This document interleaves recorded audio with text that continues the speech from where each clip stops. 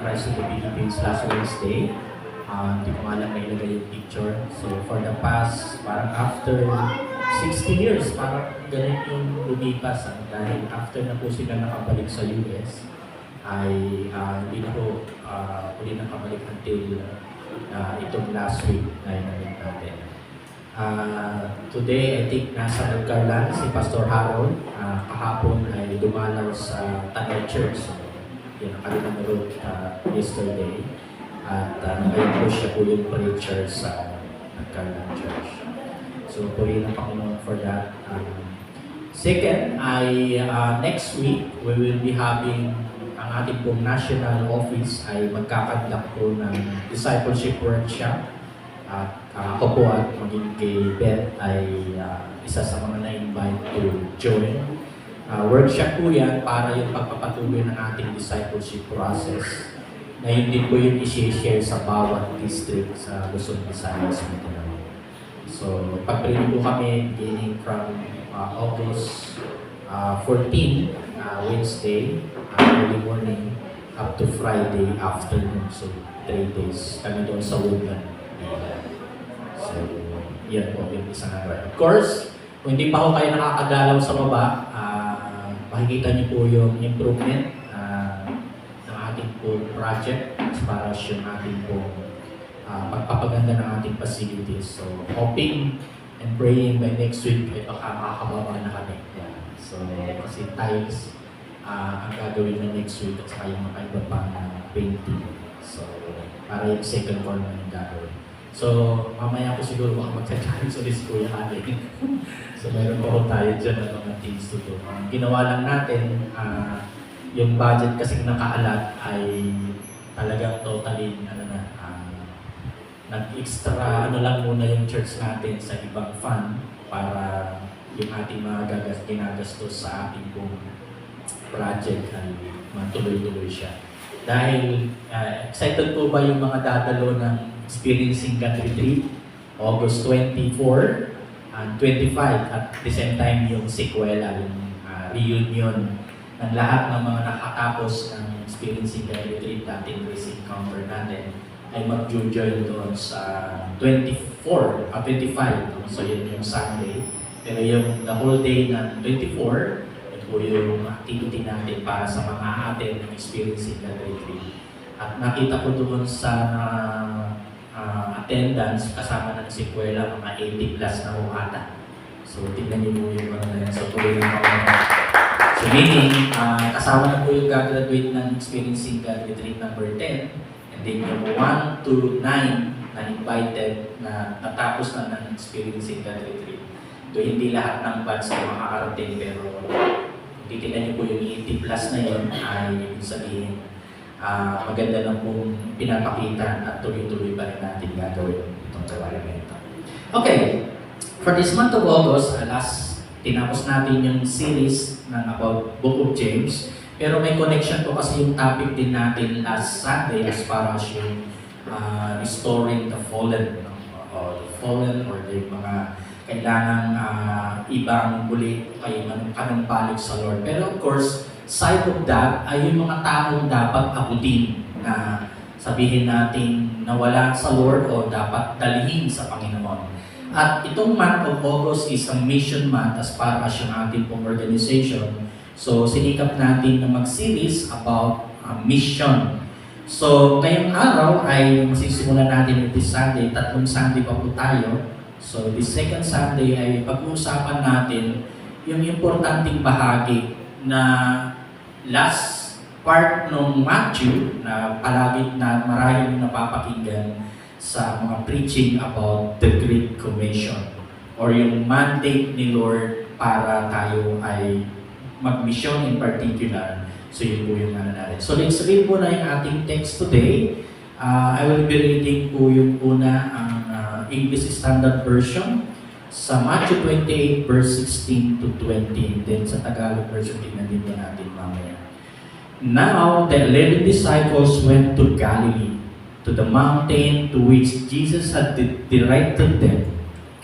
And when they saw him, they worshipped him. But some doubted. And Jesus came and said to them, all authority in heaven and on earth has been given to me. Go therefore and make disciples of all nations, baptizing them in the name of the Father and of the Son and of the Holy Spirit, teaching them to observe all that I have commanded you. And behold, I am with you always to the end of the age. Pwede ko ba natin sabay-sabay basahin yung Tagalog na version sa Magandang Balita na salin? Okay, 1, 2, 3. Pumunta ang 11 alagad kasama sa Galilee, sa bundok na sinabi sa kanila ni Jesus. Nang makita nila si Jesus, siya sinampa. Subalit mahina sa kanilang nagalit lang. Lumapit si Jesus, sinabi sa kanila, ibinigay na sa akin ang lahat ng kapangyarihan, ang lahat sa mundo. Kaya kumayo kayo, gawin ninyong alagad ko ang mga tao sa lahat ng bansa.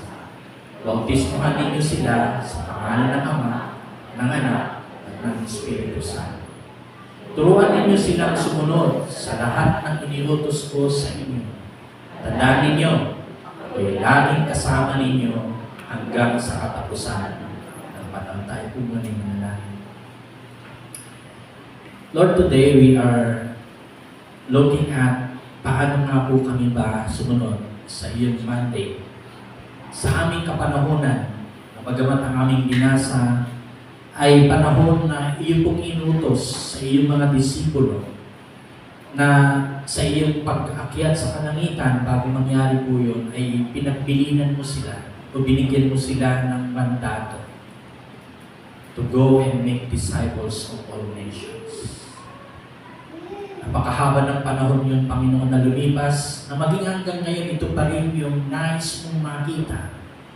As individual, dapat kami ay bahagi dito, even as a whole church, na yung dapat yung mahalagang pinagtutuunan din namin, maliban sa improvement ng facilities o yung pag-improve din ng buhay ng bawat isa, is to see outside and to really go as far as you have given us that mandate.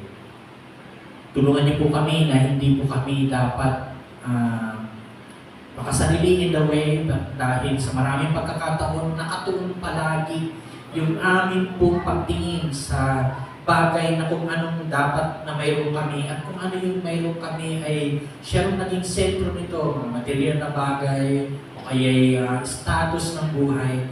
Pero nakalimutan namin yung pinakamahalaga rin na bahagi na gusto mo pong ipaganap sa amin bilang tagasunod mo. Lord, today I ask and pray that the Holy Spirit will speak to us, that we really mean business as far as you're finishing the Great Commission to make disciples of all nations. Salamat po ngayong umaga sapagkat may salita pa rin kami na papakinggan, may ipapangaral, at the same time dapat din ay natutunan din namin sundin ang iyong mga salita. And that is why today we are asking through your touch to us, Lord, that this logos na aming pong nabasa, mapapakinggan today will become a rima na mag-speak sa amin in some other ways kung kinakailangan. Salamat po. Nadakila ka namin sa pangalan po namin, Panginoon Jesus. Amen. Alam niyo po, itong mandate na ito ay as far as the context, bago natin tignan yung pinaka-main goal natin for these 3 series na Sundays, na focus ng ating pangangaral, ay yun po yung resurrection. So, makita natin yung paano nagpakita ang Panginoon Jesus sa mga ilang, like yung mga kababaihan sa early morning ng resurrection. Yun ang panaganap ng chapter 28, verse 1 onwards. Pero pagdating ko dito sa last part, sa mga natitirang verses. Actually, kung titignan po yan ay around 5 verses lang po siya from verse 16. Ay yung pinaka-bahaging mahalaga na iniwan niyang gaganapin at tatapusin ng mga disciples. Yung mandate na sila ay humayo. At pinupokus po natin dyan ay yung missions as far as yung go and make disciples of all nations. So ibig sabihin, hindi ho tayo nakapokus lang sa kung ano yung improvement ng mga facilities na mayroon tayo, which is maganda po siya. Pero yung bahagi na pinaka-main thing din na dapat ginagawa ng church is to reach out people, and doing it, we call it missions. So, ano yung gusto nating mangyari in these 3 Sundays sa ating pag-aaral patungkol dito sa mission? Una, tingnan natin today, ano nga ba yung dahilan? Bakit gagawin natin ang pagbimisyon na iniutos ng Diyos sa atin? What and why, yun po yung gusto natin makita. And then next Sunday, we will be talking about ano ba yung mensahe na ating dadalhin at mga pamamaraan, the methodology. So, from the mandate to the message and methodology. So, tingnan naman natin, ano nga ba ang dapat natin gawin at paano natin gagawin yung pagbimisyon. And then yung last Sunday natin, we'll be talking about mission field. Binanggit ko dito, all nations. So hoping na makahanap ako ng kahit maikling video clip that could show to us ano nga ba yung ginagawa ng Diyos sa iba't ibang lugar at kung paano sila nare-reach out ng iba't ibang organization. At kung ilalagay naman natin ngayon, ang tanong ay doon sa pangatlong Sunday natin, kailan ba tayo dapat lumarganan o mag-go at mag-mission? At kung saang lugar? Marahil din ang tanong natin. So, itong tatlong focus natin, these 3 Sundays, ayun po yung ating titignan. So, ano nga ba yung talagang mandate? So, finishing the Great Commission ay isa sa mga hanggang ngayon ay ginagawa po yan throughout the world ng mga churches. Particularly lamang po yung mga evangelical churches focusing not only to make people magiging maayos ang buhay, but to see disciples na sila rin ay nag-go to make disciples. Kaya nga, yung finishing the Great Commission is making disciples of all nations. Kung titignan niyo po ito, parang sa resurrection na senaryo na ito, wala nang iba pang pwedeng continuation kung hindi magbibiling si Jesus Christ na yung kanyang, ilan napansin niyo po dito na disciples at this point of time na? Ilan na lang? Dito sa binasa ho natin. 11 na ho sila. Dating 12. So yung kausap mismo ng ating Panginoong Hesus dito ngayon, yung 12 disciples, 11 disciples na enemy. Na ibig sabihin, bagaman marahil yung mga iba na nakikinig at that time, maliban sa 12 disciples, ay pwedeng somehow nag-observe, pero specifically, isa sa mga audience o mga ilang audience ng Panginoon yung 11 disciples. Actually nga po, kung babasahin yung chapter 26, verse 31 to 32, yung lugar na kanilang dapat pupuntahan na kapag nag-resurrect na si Jesus Christ, ay binanggit din po dito sa Galilee. So chapter 26, verse 31 to 32, binanggit na ni Jesus Christ, kapag nag-resurrect siya, sila magkikita-kita doon sa Galilee, where in the place na nandoon po nangungusap ang Panginoon at this point of time. Na even the angels, dun sa chapter 28 din dito, sa verse 7 to 10, tinignan po rin natin dyan that even angels telling that Jesus Christ ay nagbanggit patungkol dito sa Galilee. At yung mga disciples marahil sapagkat alam nila na parang ano na nangyari nito, nawala na si Jesus Christ na physically sa tingin nila. But at this point of time, mixed emotions marahil ang mga disciples as far as their scenario, situation in particular. At kaya nga, at the time, nung nakita nila si Jesus Christ, some worship Him, pero yung mga ilan, may pagdududa. So, different reaction sa nakita nila. Probability po niyan kasi ho ay, alam naman po natin, di mo ba maging si Peter nung kanyang itinatwa ang ating Panginoong Hesus ay natakot din po siya. At of course, na-scattered nga actually yung mga disciples at that time, but in this particular scenario, ay nagsama-sama po sila at nangusap po ang Panginoong Hesus sa kanila. So may tatlong importanteng part na bahagi kung bakit tayo susunod at ating gagawin yung pagmimisyon. The reason of this is yung instruction ng Panginoon, verse 16 to 17, na sila ay pumunta doon sa Galilee. At kumbaga sa ano po ay isa sa mahalagang ginagawa pag ikaw ay mahayo ay yung pagtuturo. At yun din po yung ginawa ng ating Panginoong Hesus sa kanyang mga disciples.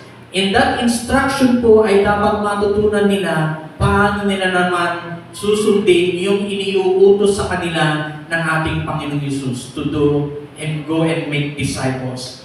Pag sinabi naman natin doon sa verse 19 na integral, ito po yung pinakamahalagang bahagi na gagawin ng mga disciples. Kung papansinin niyo po, after this ay nagkaroon ng tinatawag nating ascension ng Panginoon. Pero sa Poco Box, yung continuity po ng iniutos ng Panginoong Hesus ay yun na nga po yung nagaganap nung pagbinasa niyo po ang Poco Box as they followed the mandate and obey to go and make disciples. Of course, maliban po dyan yung work ng Holy Spirit sa Poco Box chapter 1 verse 8. No, binanggit natin doon na inantay po nila yung pagbaba ng banal na Espiritu so that they could be empowered, so that everything that they could do for the purpose of obeying the command to go and make disciples. But at the same time, ito pong rason kung bakit natin din ginagawa ang misyon, ay mahalaga pong maintindihan natin yung dalawang word, yung Great Commandment and the Great Commission. Yung Great Commandment ay tumukoy doon sa binanggit ng ating Panginoong Hesus din nung siya nabubuhay pa sa kanyang mga disciples at maging yung mga pangangaral po niya na may nagtanong ng isang expert of the law sa Matthew chapter 22 verse 37 lang po nagpapasahin natin to 40 at sa magandang balita may binanggit po doon. Sumagot si Jesus, ibigin mo ang Panginoon mong Diyos ng buong puso, ng buong kaluluwa mo at buong pag-iisip mo. And in verse 38, ito ang pinakamahalagang utos.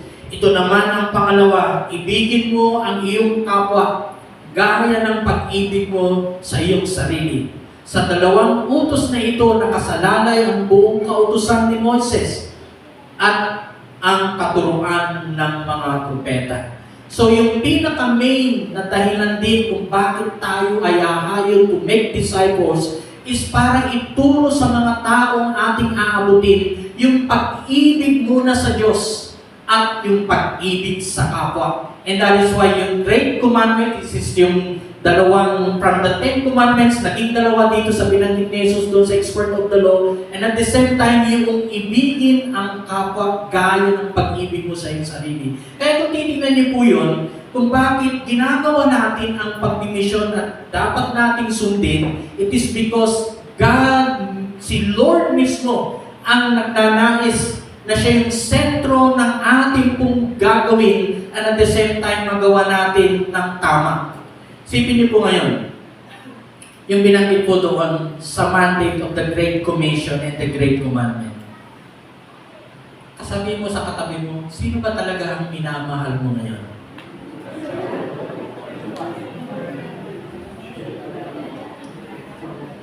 I pray na unahin niyo munang mahalin si Lord. Love the Lord your God. Hindi lamang ng buong puso lang, pati isip, kaluluwa at katawan at ang lakas. Kapag tama po yung pag-ibig natin sa Diyos, I believe so, na kapag tama yung ating pananaw, ibig sabihin sa pag-ibig sa Diyos, mamamahal din natin yung ating mga kapwa. And particularly, kapag pinag-usapan yung pagmamahal, ay yung pagmamahal sa kaluluwang naliligaw, kung ilalagay natin. Pero malimit po. At ano yung kanta kanina, na Hosana, Hosana, nawa mag-break talaga yung heart natin sa tamang pagtanaw patungkol pagkakilala kay Lord kung paano natin siya minamahal.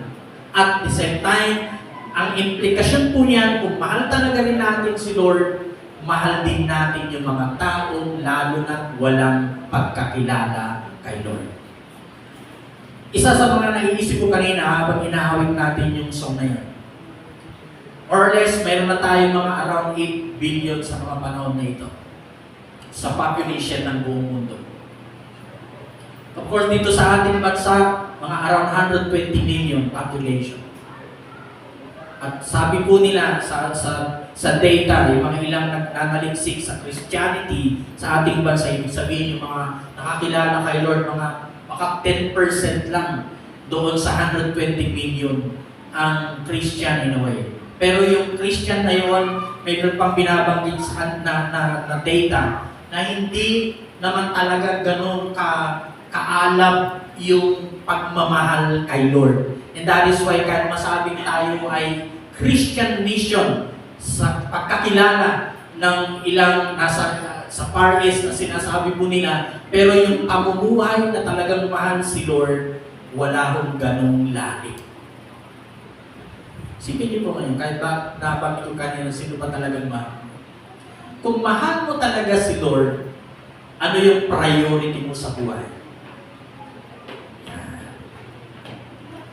Pumapasok doon kung paano natin talaga ipinapakita in application ng pagmamahal kay Lord. So, why we are doing and what is this mission about? It is loving God first and loving others. At yun po'y itinuturo at yan po'y pinakamahalagang ginagawa dapat ng isang iglesia. So, in that way, ay matutunan natin na mahalaga po yung ating pinag-uusapan. Kasi po, nakasalalay po dito kung paano tayo rin gumanap sa inuutos ng ating Panginoong Jesus. Second, na pwede natin tingnan. Maliban na maintindihan natin yung dahilan kung bakit gagawin natin ang pag-mission dahil mismo ang Lord ang siyang nag-utos niyan at ipinapadala tayo as far as the disciples. Nung unang binanggit po ito, pero sa panahon natin ngayon, ito rin yung nais ng Diyos na makita sa atin, ay makakita tayo na napuproduce ng mga disciples na Christ-like disciples. At ang word natin dyan is replicate. Itignan mo nga yung katabi mo kung medyo kamukha mo na ba talaga katulad ni Kristo. Mukha, tingin sa mata, mata sa mata.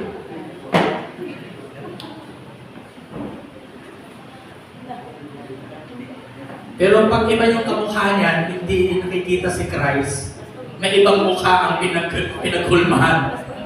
May iba. Christ-like disciples, replicate. Alam niyo po yung ito yung nakikita ko natin kapag ang isang discipler ay tama yung kanyang pamamaraan ng pagdidisipulo na ang pinaka-focus ay maging katulad kawanis ni Kristo yung dinidisipulo, mayroon pong replication ng effect po niya. Pero minsan po, ang mahirap kapag ikaw nagdidisipulo ay hindi si Kristo yung focus ng replication mo.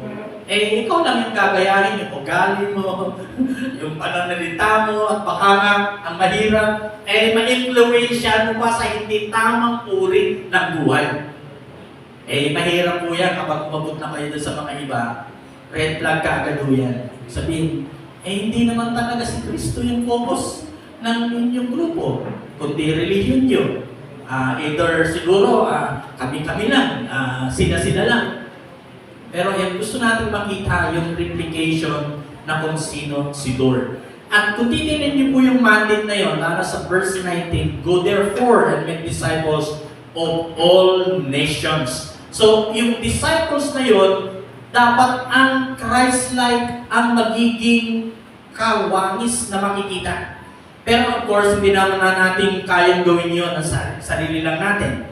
Dahil kung titignan niyo rin po yung word na teach, no? Mamaya tignan din po natin yung mga issues na yun. Kasi tatlong bagay ang binanggit dito para gawin yung Christ-like disciples na marireplicate o mapuproduce na ating gagawin pagdi-disciple. Una, yung tinatawag na action na go. Ano yung pangalawa? Baptizing at saka teaching. So yun yung three issues na pinapakita ko dito paano nga ba natin gagawin yung replication na habang tayo nagdi-disciple doon sa mga dinidisciple natin. So, una, kung titignan natin yung word na go, ay pinabanggit po dyan na nag-i-start po sa ating buhay muna yung nangyayaring pagbabago na naranasan natin sa ating pagkakilala sa ating Panginoon. At of course, yung ating puso ay mayroon talagang pagnanais din na maabot yung mga tao.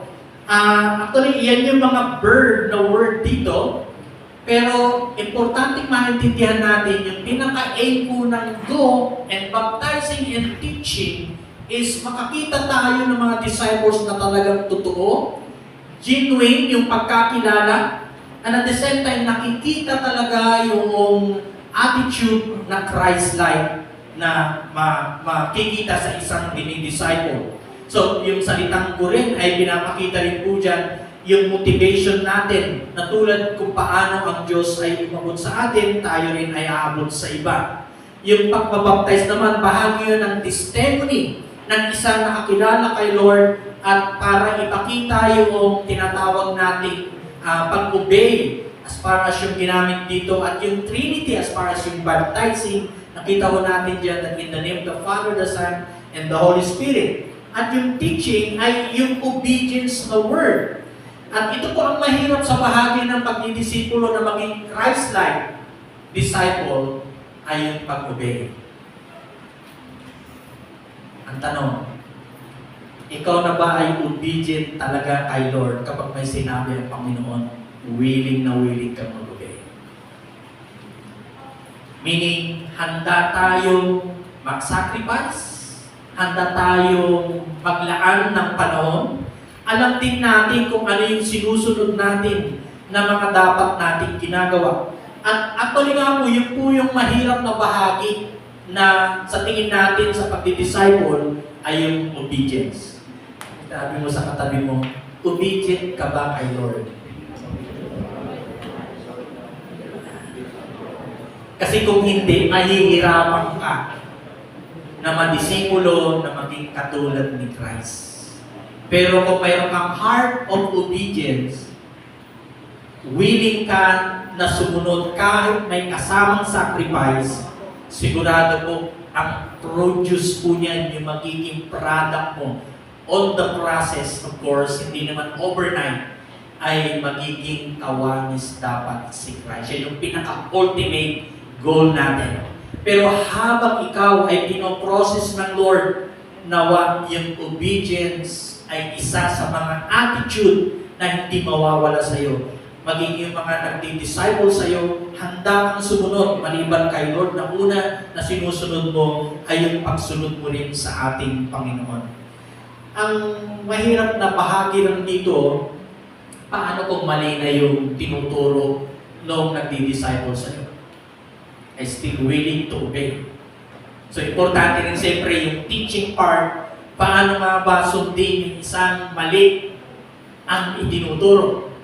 So, ano po yan? Mga bahaging kailangan din tayo ay masuri sa ating pag-aaral. Lalo na kapag pinag-usapan po yung pagsunod sa tamang doktrina, sa tamang pamamaraan, sapagkat may mga practices na sa tingin naman natin, hindi naman dapat yan ang pinupush na dapat sundin, no?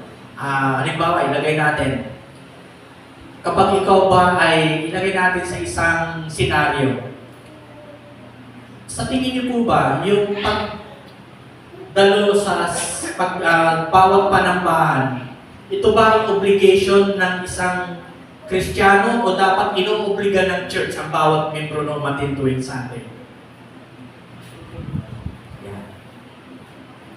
Eh paano? Dahil actually nga po sa atin, hindi tayo masyadong may pig. Umatin ka man dito sa church o hindi, nasa iyo na yun. Pero kung ikaw ay follower ni Jesus Christ, mahal mo ang Panginoon, yung Sunday mahalaga yun sa iyo. Hindi dahil sinasabi ng church kung yan ay binatas. Kundi dahil mahal mo ang Lord, sa tuwing Sunday na mamimiss mo yung Sunday service, ikaw din ang lugi. Nakarinig mo yun? Kaya nga, ibig sabihin, na kung umapaw dapat yung hindi ka na inuobliga ng church o ng yung leader. Kapag hindi ka nakita, ba ano nangyayari kaya? So, bagaman alam natin mayroong mga circumstances na hindi natin naiwasan yun, but isa sa mga pwedeng makikita sa isang follower ni Christ. Hindi na siya, kumbaga, pinupush para dumalo ng church sa mga gawain. Ang problema po, yung mga day group leader nyo, minsan nagsasabi, ang hirap ipunin yung mga membro namin sa group. Anong mayroon? Yan nakakatulong nga dapat yung pagsasama-sama bilang disipulo ng Panginoon. At yung pag-grow niyo po ay bahaging nakasalalay doon sa pagsasama-sama niyo, di po ba? So lahat po yan nag-i-speak, hindi lamang sa mga tatay, sa mga kabataan, sa mga nanay, maging sa mga young teens, young people, yung napro, lahat po yung bahagi po, yung pagsasama-sama ay pinapahalagaan. Mayroon po nangyayari po pagsunod at the same time yung result ng growth ng inyo pong spiritual na pamumuhay. So, yung replication po, it's a process po yan. Hindi ko sinasabing 1 year ka ay dapat ganito na yung mukhang katulad ni Kristo. But along the process, nagkakaroon ka ng pag-grow, maturity, but at the same time, nagkakaroon ka rin ng desire to really obey the Lord. Parang ganito po yan. Before I go to the third part ng ating pong mahalagang bahagi, bakit karoon tayo ng Monday. Isipin nyo na lamang, yung inyo pong pag-grow ay hindi po yan ginagawa ni pastor. Bahagi lang marahil nakakatulong ako sa pangangaral natin, sa pag-organize natin ng mga programa, proseso, paano kayo mag-grow. Pero nakasalalay pa rin yung pagsunod nyo dun sa mga processes. Na kahit na ang gaganda ng program natin o kaya pamamaraan para sa inyong paglago, para maging kawanis ng Panginoon, pero mismo ikaw, marami kang ibang priorities. Hindi talaga yung pagkilala kay Lord ng mas malalim. So, ano magagawa namin? So, ibig sabihin ko nito, yung heart of obedience na tinatawag, nagsisimula po yan, hindi ginagawa ng church yan in a way, kundi kayo mismo. Decision niyo po yan. Sabi mo sa katabi mo, decision mo talaga mag-obey kay Lord. Hindi siya kapatid, hindi yung nanay mo, hindi yung kaibigan mo, hindi si leader. Si Lord yun na dapat mong sinusunod. Nag-i-decide ka talaga. Kasi kung hindi, ay mahirap kung makakita tayo ng isang Christ-like disciple kapag hindi nagsisimula sa inyo yung decision. Dito po, kung titingnan niyo po, nung binanggit po yan ng ating Panginoong Hesus, nag-decide yung mga disciples na 11. Of course, they waited for that promise of the Holy Spirit. Pero after that, nakita natin sa kwento ng Book of Acts, they turned the world upside down because they were used by God because they obeyed Jesus Christ with a whole heart. At nakakita naman tayo ng dumami mga disciples, dumami nakakilala sa Panginoon. Why? These people are really obedient to the Master. Lalo na yung pagdidisipulo at pag-abot sa mga tao sa mga panahon po nila. At sa ngayon, nakikita ko natin yung ganong uri dapat na attitude. To obey Jesus Christ to what is dealing to us na tayo ay humayo. Go, baptize, teaching them to obey. Kaya mga leaders o group leaders, please huwag kayong magsawa. Kung kinakailangan pupukin na napupukin yung mga membro nyo. Yung salitang, yung submission and obedience na yan, yun talaga yung, I don't know, paano natin, kasi isipin nyo lamang sa bahay lang, minsan, di ba? Hamon na ng mga magulang, paano pa sunurin ng anak sa mga gawain spiritual pa yung pinag-usapan pa natin. So medyo mahirap, pero naniniwala naman ako, there will always a change sa isang taong marunong sumunod sa Panginoon. Amin po ba dyan? Malapakan muna natin ng Lord kasi obedient kayo sa pinagagawa ng Lord. So, hindi lamang dapat tignan natin yung bakit natin ginagawa ang mandate na ito na Great Commission, go and make disciples. But also looking forward to see change lives na replicate na si Jesus Christ makikita sa mga kapatiran. At nagsisimula yan, of course, within us, para naman sa ganoon ay mag-influence naman sa iba. At yung third part, ito po, sa lahat ng ating ginagawa na ito, may assurance tayo dahil may promise ang Lord po dyan. Kaya nga yung word na remember sa verse 20, kung babalikan natin yan sa Tagalog na salin, ang word na ginamit po dyan, tandaan ninyo. Ibig sabihin ba, at that time kung sinasabi ni Jesus Christ na humayo ito mga disciples, ay para ho bang after that kayong masabi ni Lord Jesus ay malilimutan na nila yung mga dapat nilang gawin? Actually po, yung salita po niya na equivalent din po yan sa, kung ilalagay niyo yung expression na word na remember, ay pwedeng literally po yan ay expression of behold or surely sa ibang translation. Surely, na ipinapakita po dyan ng ating Panginoong Hesus yung word na yan na remember ay binabanggit po niya yung pwede niyang gawin para samahan ng mga disciples sa kanilang paggampan sa pagsunod nila sa mandate. At yung ginamit ko po dyan na tatlong word, yung una, yung presence, pangalawa, yung provision, I think yung macho binamit ko rin po dyan, no? And then yung pangatlo ay protection. At kung titingnan niyo po yan yung word na I am with you always, ay pwedeng katotohanan niya na binanggit na ng Panginoong Hesus kung babasahin niyo po yung Matthew 18 verse 20. Nung siya po ay nangangaral at maging yung mga taong, mga disipulo, apostles in particular, so kung babasahin po natin yan sa magandang balita, yung Matthew 18:20, sapagkat saan man may dalawa o tatlong nagkakatipon sa pangalan ko, naroon akong word na kasama. Sabi mo sa katabi mo, kasama mo si Lord sa pag-ayo. Di ka nag-iisa. Kasama nila. So, ibig sabihin po yan, mahalaga po yung word na yun, kaya yung word na remember.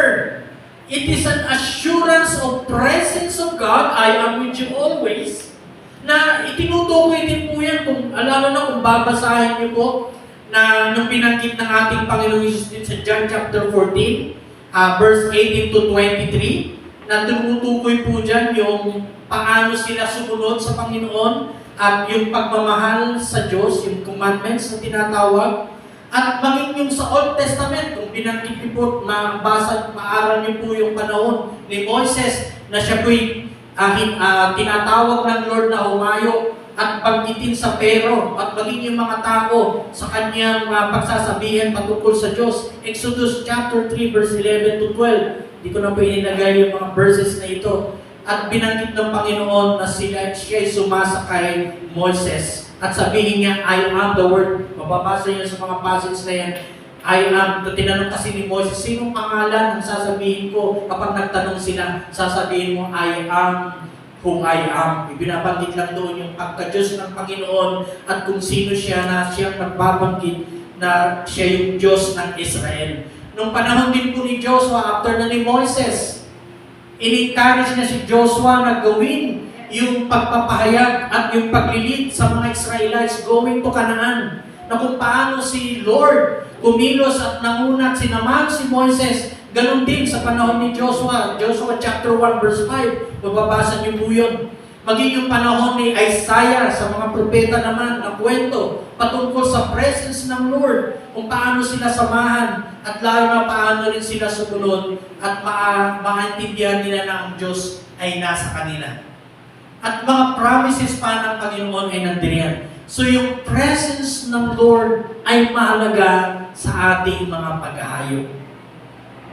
Alam niyo po, kapag pinag-usapan natin ang ministry at lalo na yung pag-misyon, hindi lang ang pinag-uusapan dyan yung pera.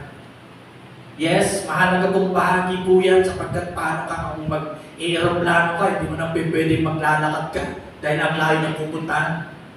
Of course, kung pupunta ka lang siguro mas malalapit, kailangan mo pa rin mag-transport dahil kung mas mapapabilis yung pagpunta mo at makakagawa ka ng mas malawak at maraming panahon, kailangan mo mag-travel. So, lahat po yun ng mga bagay, but yung mahalaga rin na dapat natin isaalang-alang at maintindihan na sa ating mga pag-aayo, huwag po natin iwanan si Lord dahil siya'y kasama natin. Bahagi po yan na kanyang inassure sa kanyang mga disciples. yung presence ng Lord. At yung second na pwede natin tignan yung provision. Hindi na po naglagay ng mga slide dyan kung akin lang sasaysayin yung mga panahon na ako po ay nagkaroon ng experience para makapag-short mission like noong 2011 sa Australia. Naka 3 months po tayo doon. Wala naman akong funding para bumili ng ticket, but the Lord provided. At yung pangalawang second trip ko doon sa Australia uli, sa Sydney, dahil sa invitation ng isang kapwa natin di manggagawa na dating Christ of the Philippines at nag-mission sa Australia, ay second trip ko po ng 2012 na nakasama na rin si Mrs. Si Lord na-provide pa rin para ma-experience yung mission na tinatawag. At marami pang mga mission trip akong napuntahan na kung saan ay nakita ko yung provision ng Panginoon. Naalala niyo rin po last year, of course, exposure din po yan sa every 4 years na ang IGM ay nag-i-invite sa mga D9 na mini-mentor po din ni Pastor Shin. Wala po ako talagang pera at the time last year. Na hindi ko po alam na mayroon po palang nag-push na naisama dapat ako. Dahil hindi lang kailangan magiging katuwang sa isang manggagawa natin dahil physically kailangan alalay. Lalo na yung pagbalik dahil mag-iba-iba na kami ng flight pabalik. At isipin ko po yung pera na yun, kulang-kulang 80,000 po yun. Pero may nagpahiram muna. Siyempre binayaran ko rin po siyempre yun, paunti-unti. At actually po, ang pinakamagandang bahagi po doon, hindi po natapos yung taon na yun last year, na-fulfill ko po yung aking ticket na nahiram. The God is indeed a provider. At of course, yung learning na nandoon, na natutunan doon sa mission trip na yun, na pangalawa ko na napunta ng US, ay talagang iba naman na experience sapagkat lalo yung exposure ng mga training na kinandak po doon at the time, yung learning na dinuro ng mga missionaries sa iba't ibang lugar na meet din natin, ay grabe yung experience na yun. Actually nga po, itong September ay ito exposure trip lang po siya, walang main talagang mission trip. Pero wala rin akong pera, titignan. Pero dalawa kami ni Mrs. nakabook na rin. Kasama ng mga ibang din pastors natin. Mga around 5 days po ata na trip po yan sa Jeju. Nakapunta rin po kami doon 2018 pa. So babalik lang muli kami para, I don't know kung paano yung program na gagawin ng IGM. So kami yung bahala palagi sa ticket. At every time na may ganyang mission trip, si Lord ay patuloy din nagpo-provide.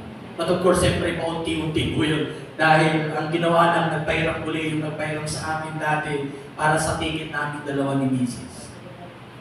And indeed, God is a provider. Ano ba yung pinapakita ko dito mga kapatid? Yung mga iba sa inyo yung hesitan kapag may mga mission. Step of faith lang po ang isa sa akin. Yung mga missionary natin na nag-found ng ating Christ of the Philippines, punta naman sila dito ay one-way ticket lang binabanggit palagi nila pastor natin. One-way ticket lang. Halimbawa, papadala ng missionary sa like yun sa mga pastor sa anin Langgado ngayon na more than 40 years na sa Thailand, yung Christ to Thailand mission na ating partner pa rin. Ay pamasahe lang papunta sila binigay pinrovide ng office. Pabalik sila na bahala. Pero hindi po sila tinitigo. Yung mga iba naman hindi na bumalik dahil na talagang nag-mission na talagang todo doon tulad ni na Pastor Sani Langgado. So, pero hindi pinababayaan ng Lord yung kanyang mga anak na lalo't ginagawa ay para sa kaharian ng Diyos. Isipin niyo palagi ang kung hisitan kayo kapag nangungusap si Lord sa inyo sa mission, manampalataya ka kay Lord. At lalo't talagang totoong si Lord ang nagpapadala sa iyo, step of faith ka lang. Si Lord na yung gagawa habang ikaw na may naniniwala na siya mag-provide. Ayon po ba dyan? Palapakan po na natin ang Panginoon. If God is indeed be with you, dahil sinabi na dito, in-assure niya, siya rin yung mag-provide. Pero at the same time, yung protection, mahalagang maintindihan natin na sa mission field may mga areas na risky. At kapag sinabi natin risky ay Sometimes it could be ikaw ay haharap sa, like pumunta ka ngayon sa, may mga Asia mission trip na hindi yung ganun kadaling infiltrate ng lalo pagdadala ng Bible. Isa yan ng mga challenge. At naranasan naman natin yan na kung di kakamali noong 2018 ata na nagdala tayo ng Bible sa Laos. Dinismuggle natin yung Lao translated na Bible from English to Lao translation na language. Kasama ko si Pastor Arnel ay dinala natin I think mga around 30 plus Bible po yun na maliit lang para mga daily bread yung kapal. Ay dala po natin yan, dinala natin sa Laos at mayroon pong himala ang ginawa ng Lord na hindi kami na hold sa immigration dahil hindi na binuksan yung aming maleta. Pero yung mga ilang mga missionary na sinasabi ng kwento-kwento nila, hindi na ako nakakapunta doon sa destination dahil una, pwedeng na-hold na sila kaagad doon sa immigration or possible din na sila ikinukulong kaya hindi nakakarating doon sa mission field. At mga circumstances naman po yun na hindi natin ma-control. Pero sa mga pagkakataon naman na kapag talagang niloob ng Lord ikaw ay gagamitin, marami siyang pamamaraan. Nakarating naman po ko doon sa area na tinuloyan namin na doon yung isang magdadala ng Bible na dala namin doon sa mga villages na tinatawag na hindi na kami pumunta doon dahil risky nga talaga. Posibleng hindi kami makabalik na sa pinanggalingang bansa. Pero still, yung promise ng Lord dito ay patuloy pa rin pwede nating maranasan. So, in this way, ano ba yung pinakamahalagang bahagi kung titignan natin? Kung i-summarize po natin yung tatlong binanggit natin kanina, yung mandate ng Lord ay mahalaga po siya na atin pong sundin. At dapat sinusunod natin yan na makakapag-produce din tayo ng Christ-like disciples, replication, at of course yung promise ng Lord na sasama sa atin. At dapat nating palaging isipin na kasama natin ang Diyos sa Kanyang presence na nasa atin, kikilos, kasama natin yung Kanyang provision, even His protection will be with us. Today, hindi ko po alam kung ano yung pwede pang ipagagawa ng Lord sa inyo. At maging sa akin din po, sapagkat maliban dito sa ating gampanin sa organization, may heart pa rin ako sa mission field. Hindi nga lang nagka-igay yung pangatlo ko saan ng attempt para mag-apply ng visa, religious visa dapat sa Australia, yung pangatlong attempt ko sana. Nga lang ay na-deny ko ako dahil mali yung form na pinin up ko instead na religious visa form, visiting visa lang ang na-fill up ko. Kaya na, siguro talaga hindi pa rin kalooban ng Lord na, kasi pag approve ako doon sa religious visa, at least mga 2 years, pwede mong dalhin din yung family dahil ang Australia ay open country as far as the gospel dahil alam naman natin hindi man sila saradong bansa at lalo na pag family ang pinag-usapan ay kapag ikaw ay nag-mission, pwedeng kasama ang pamilya. Pero I think hindi pa rin yung kalooban ng Lord dahil nandito pa rin tayo sa Batasan Church. Ayaw po ba? Marami pa tayong pwedeng gawin at gagampanan. But I pray, kung darating yung mga panahon, kayo rin ay tatawagin ng Lord.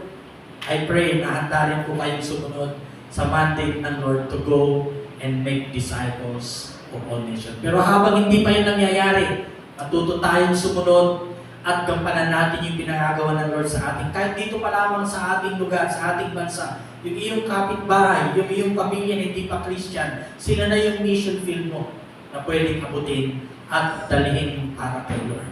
Dahil naniniwala ako yung may heart sa pagsunod sa mandato ng Lord, mayroon din ikaw pwedeng magampanan kahit sa small ways that you can do for God's kingdom.